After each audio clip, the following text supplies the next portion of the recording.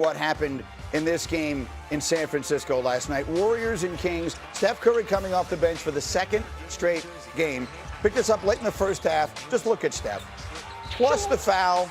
Count them for me, please. That's 1, 2, 3. It's a 4-point play. A couple of plays later, Warriors up a dozen. Vinny's going to do it again. Greatest show in the NBA still at 38 years old. It's another 4-point play. He had 14 in the first half. Warriors up 13. But now we got ourselves a game. This is the moment. 3.5 to go in the fourth quarter. Kings trailing by 1. Now they're not. Precious Achiuwa with the bucket. So the Kings have a 1-point lead. I want you to watch the upper right-hand corner of your screen. What you're going to see is Doug McDermott intentionally fouling Seth Curry.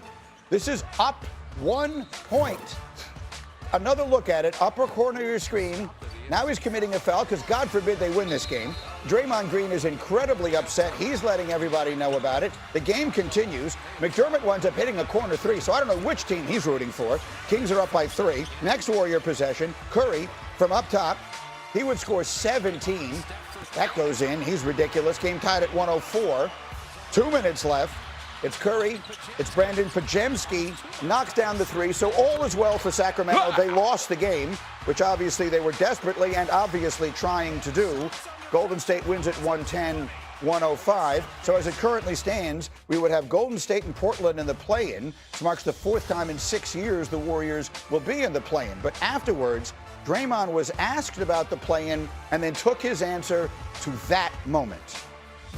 I saw a team tonight foul Seth Curry with 3 minutes to go in the game for no reason. In the penalty. I get fined when I do wrong. Just fine the hell out of people. You know, we love taking money from players. Keep fining the teams. I've seen 2 fines. And we all know everybody tanking. But you've seen 2 fines. If it was players, we snatch that money in a heartbeat. Why isn't it the same? And we see 12 teams tanking. We've seen 2 fines. My math serves me correctly. That's 10 that ain't been fined. Just some quick math. It could be wrong, so don't judge me if it's wrong. But we're going to keep that same energy when it comes to teams, when it comes to officials, when it comes to everybody but players. We don't keep that same energy. But it's a players' league. Okay, so there's Draymond's comments. Put your feet up. We have a lot to say about it. Let's start by making sure everyone is aware of what Sacramento has at stake here, why they are so desperate to lose these games. So when they have to lose. Like the draft lottery is coming up on May 10th. They have right now, they're tied with Utah, or entering last night, they were tied with Utah for the 4th worst record in the NBA. The top 3 teams get the highest odds at 14%. Next team gets 12.5. So they have to keep losing to keep pace because they cannot get into that top 3. It's unfortunate, but with the way that the system is now, Iman and Greeny, teams are incentivized to lose in a generational draft. It's organizations, it's not players. The players are just going to wear the stain of what this looks like. Okay, so that's the setup for what it is. Shump, I mean, you played in the league a long time. There is something about the integrity of the game itself that just feels to me as though it is compromised in a way that is not reasonable when we see something like this last night. What's your reaction to what we saw on the floor and to what Draymond said about it afterwards? I mean, with what we saw, I mean, we talked the integrity of the game. It's clear cut when you see that. You found a guy randomly and you're up 1. You want him to shoot free throws. You want to keep this game close, but you also want to give them a little advantage, right? Right. I get it. What they're trying to do, like you said, it's a generational draft coming in. It's going to be some guys in here that can help shake up this league. But when you see something like that, if you're a player and you're just playing competitively, you're like, hey, when like you said, whenever we do something wrong, we get fined. Right. They let us know about it. We got to watch it in the media. We got to hear people talk about it. And it's like, this is happening, it's getting talked about, but we're not pointing fingers, putting people's pictures up, and now it's a bunch of comments on their Twitter. It's just like, yep, they're tanking, whatever. Right. And I get him saying that. There's nothing wrong with him saying that, but I can't sit here and look at this draft class and say, I wouldn't tank if there wasn't a penalty. And it's also important to note the Utah Jazz was fined $500,000 in February because they sat Larry Markkinen and Jaren Jackson games that they were clearly winning, and they wound up putting in clearly lesser players on purpose. Like, that's where you talk about integrity of the game. You also have to factor in, we know Las Vegas and how everything is, the draft book, the house books, and everything else. That's what makes it more tricky. But the lottery is going to change. Like, that's why we're going to have lottery reform this offseason. That's why. Hopefully this ends. That's why it scares me, because that's like, I get the tanking thing, but it's like when we're talking sports gambling and everything, after a while, it's like that's cheating. It's not. If we're gonna, not after a while, it is immediately cheating, right? Like, Look, I mean, here's the thing, and this is not a criticism of the league, because they put in place a system that is designed to do what every sports league wants, and that is give bad teams a way to get good. Every team in all of sports has been doing it since the beginning of time. Right. But this somehow arrived at a place, and to his everlasting credit, Adam Silver has made it very clear they're going to do something about it, that it has gotten completely out of hand and is ridiculous. Yeah. What are we watching here?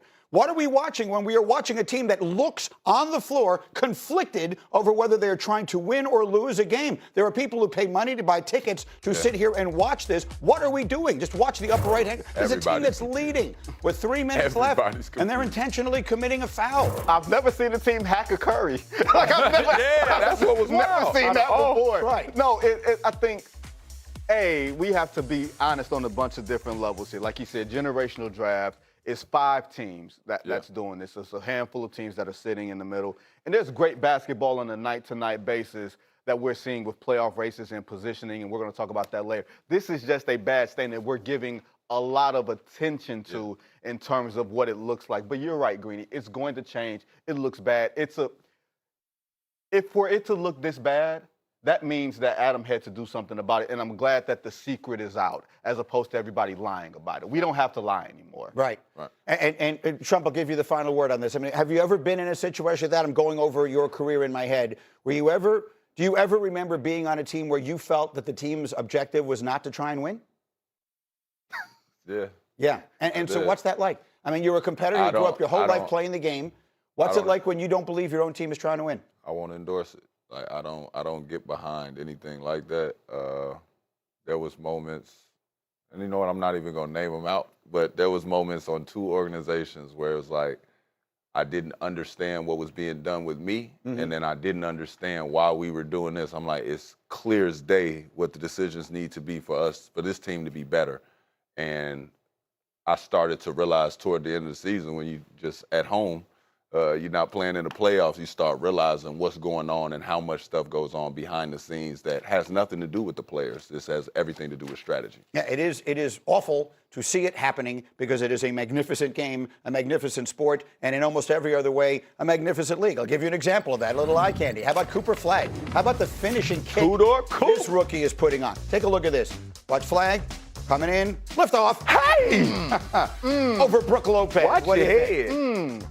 You know what he thought? This white guy can't dunk. Can't dunk. No, this athleticism. Man, you got to take the elevator. That is a young fella. You got to take. He's a teenager, Shump. You got to take the elevator. Breaks that up from all the way behind. And when you see him get to the 2-foot launch pad, But here's the question: is it better than this? Oh, hey, Shump with good knees. Shump, who did it better?